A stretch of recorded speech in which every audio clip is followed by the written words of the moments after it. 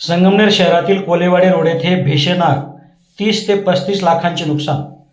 संगमनेर शहरातील कोलेवाडी रोड परिसरात गाडीच्या स्पेअर पार्ट्स असलेल्या एका गोडाऊनला भीषण आग लागल्याची घटना घडली।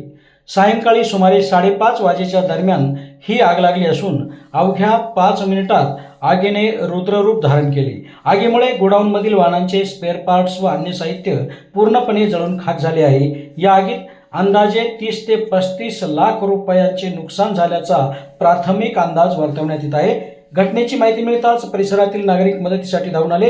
नागरिकांच्या सहकार्याने व अग्निशमन दलाच्या अथक प्रयत्नांमुळे तब्बल 1 तासाच्या प्रयत्नानंतर आगीवर नियंत्रण मिळवण्यात यश आले। यावेळी उपनगराध्यक्ष नूर मोहम्मद शेख, नगरसेवक मोईन बेग, नगरसेवक अमजद पठाण, अमित गुंजाळ यांच्यासह शेकडो नागरिकांनी मदत कार्यामध्ये सक्रिय सहभाग घेतला।